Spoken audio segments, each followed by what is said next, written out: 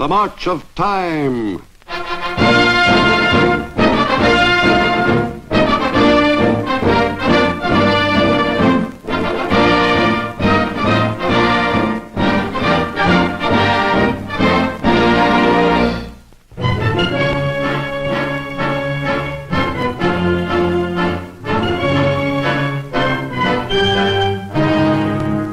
Most tranquil spot in the post-war chaos which has ruled the Far East for the last 6 years is the island of Formosa, which has become a nation existing in suspended animation.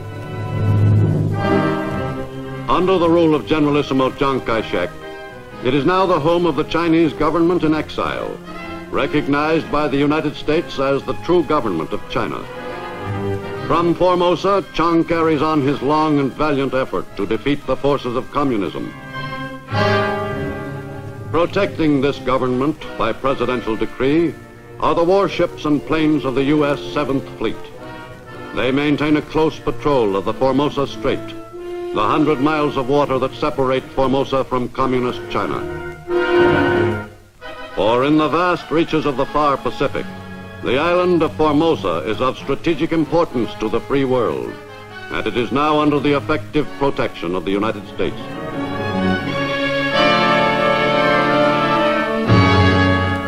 On Formosa are the remnants of Chiang's Air Force, planes which once harried the mainland, but are now neutralized by the United States government. For the most part, Chiang's planes stay on the ground or in the repair shops, where the mechanics wrestle with the never-ending problem of a shortage of parts.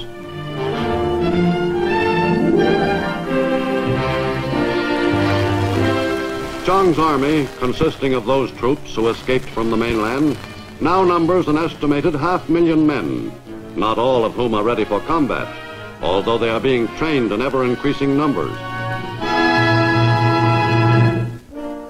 The ground forces, under the command of VMI graduate General Sun Li Ren, are being turned into the nucleus of an effective and well-trained army. Today, morale is higher than it has ever been. Major reforms in Army training have been instituted. All soldiers now have pay books, and permanent records are kept as proof that they have received their pay.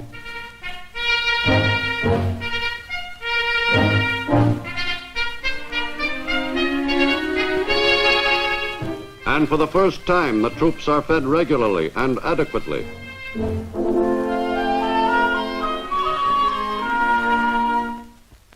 Helping to raise morale on Formosa is the presence on the island of the U.S. Military Assistance Advisory Group.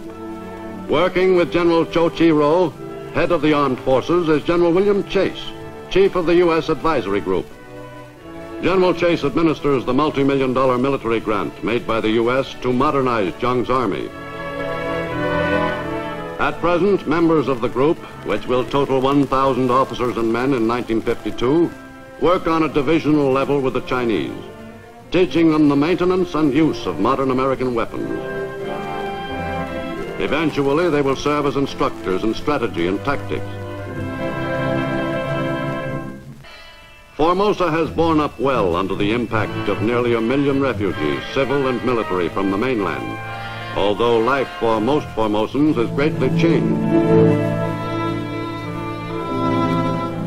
Chiang's police force operates with all the devices known to a state besieged and fighting for its very existence against a wily and unprincipled enemy.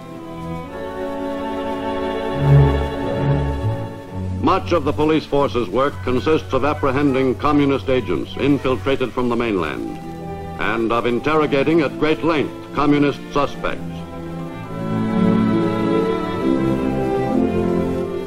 Mere suspicion of having communist sympathies is cause enough for arrest, and accusations of such leanings are frequent and often fatal in every walk of life. Since his arrival on Formosa in late 1949, Generalissimo Chiang Kai-shek, the authentic voice of free China, has not left the island. All his efforts have been aimed at strengthening his position in preparation for a return to the mainland as a liberator.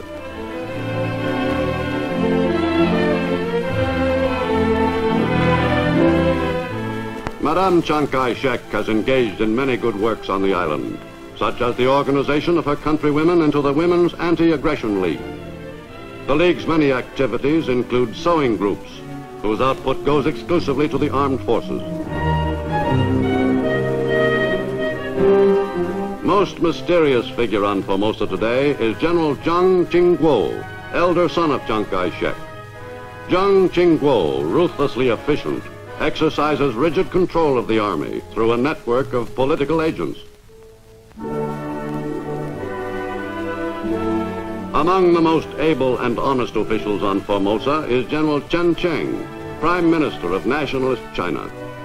He it is who brought order out of the chaos created when Zhang's followers first arrived on the island. Zhang's government has brought to the people of Formosa their first taste of democracy since the war, in the form of the election of county magistrates. Supporters of the various candidates for office waged an energetic campaign for their favorites, who had been carefully screened to establish their loyalty to the government before their names were permitted to appear on the ballot. In this way, the election of honest and competent magistrates was assured.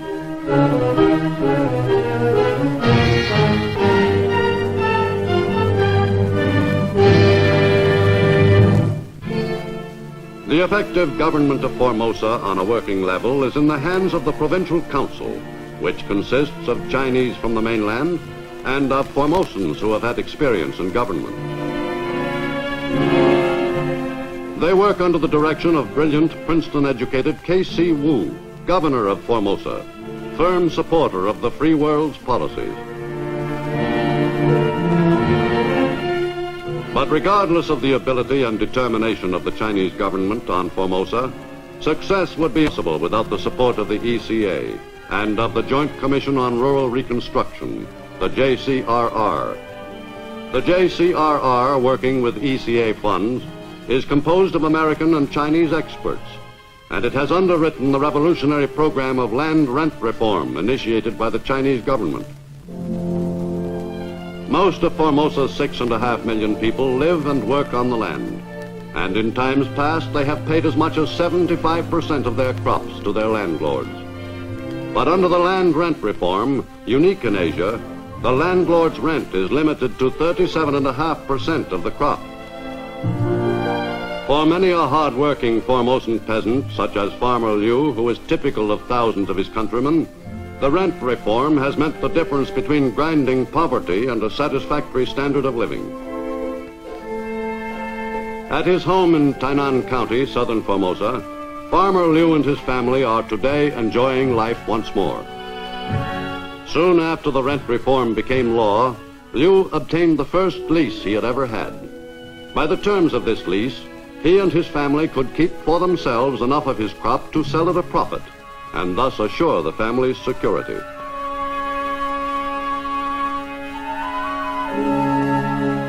Farmer Liu, like many of his fellow farmers, takes full advantage of the benefits made available to him by the Rural Reconstruction Program.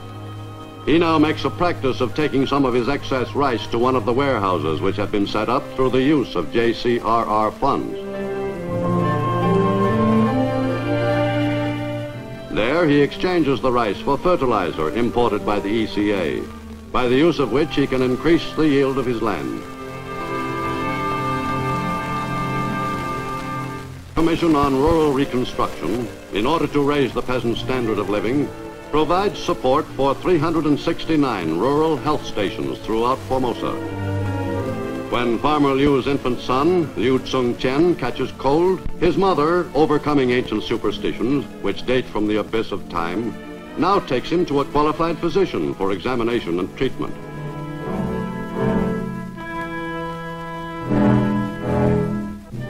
To protect the peasants from avaricious landlords, there are mobile teams of arbitrators, supported by the Joint Commission, to which the peasants can bring their complaints. If the landlord wants Liu to grow more sugar and less rice, Farmer Liu, to whose advantage it is to grow rice, can insist on holding his landlord to the terms of the lease. After hearing both sides of the dispute, the arbitrators, in spite of any argument the landlord may advance, will inevitably support Liu in his just complaint.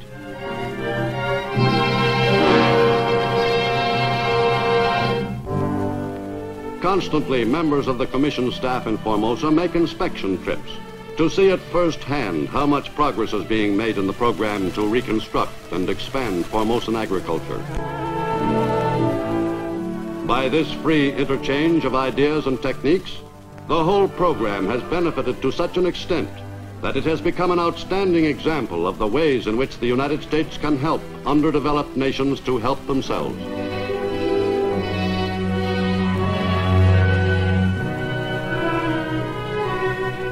Seven agricultural experimental stations, whose work is aided by JCRR funds, are maintained to bring the benefits of modern agricultural science to the farmers.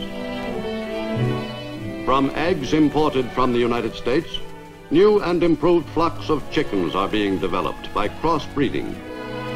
In the field of animal husbandry, the native breed of swine is being strengthened through the importation of 365 Berkshire hogs. And to protect the gains already made, an island-wide campaign to inoculate swine against cholera has been started.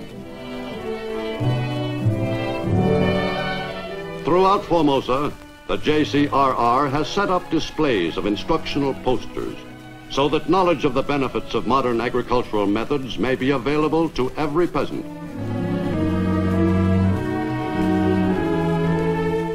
Linking the work of the JCRR and the peasants are the farmers' associations of Formosa. These associations, which operate as cooperatives, act also as transmission centers for new techniques and for news of the latest developments in the program to help improve Formosan agriculture. But the farmers are not the only ones on Formosa who are getting an example of the modernization all Asia can profit from. New power stations are being set up with Economic Cooperation Administration funds. And with the electricity thus made available, new factories can be operated. Already, the network of power stations built during the Japanese occupation has been reconstructed. And today, the extensive hydroelectric system on Formosa is among the most efficient in the Far East. Within the last 2 years, the United States has spent over $5 million on major improvements to the power system.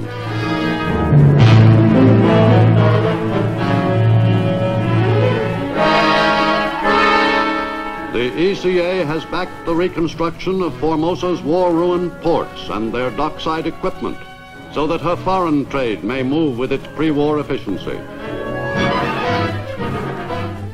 And with extensive American help, the railroad system is being rehabilitated in a 2-year program of rebuilding and repair.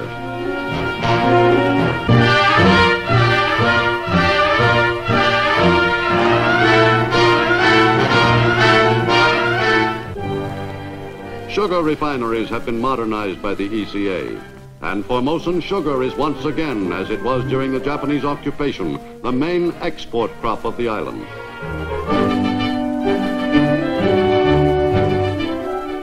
As a part of the program to lessen the dependence of Formosa's economy on American funds and to make the island as self-sufficient as possible, the ECA has helped to re-equip Formosa's biggest fertilizer factory. In time, the island will be made independent of imported fertilizer.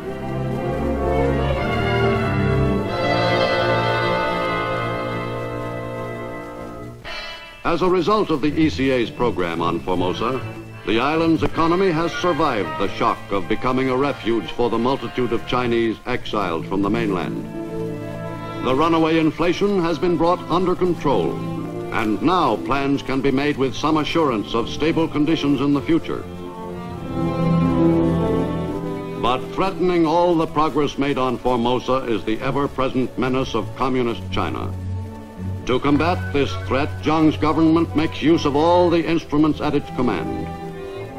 Radio broadcasts depicting the horrors of mass executions by the communists on the mainland and the increasing difficulties of the Chinese communists are beamed at the mainland and throughout Southeast Asia. Always the messages to the mainland Chinese end with words of hope.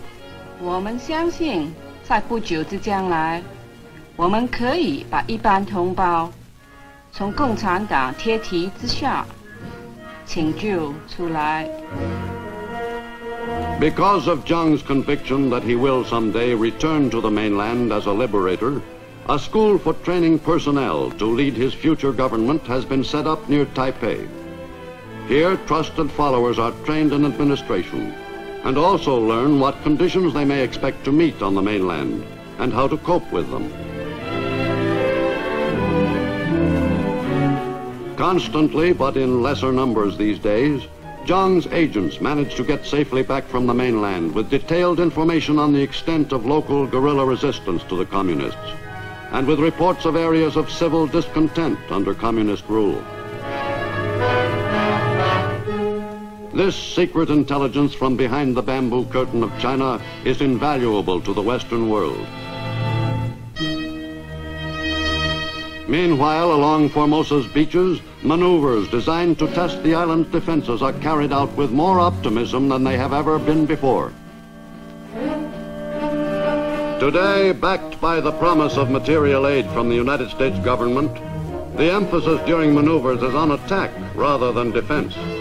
For Zhang's troops now have more reason to hope that someday, perhaps in the distant future, they will return to their ancestral home. But whether or not the Chinese on Formosa do return to the mainland, the natives of Formosa will have demonstrated by their own work what miracles of promise lie in the future for the peoples of all the underdeveloped nations of the world. Time marches on.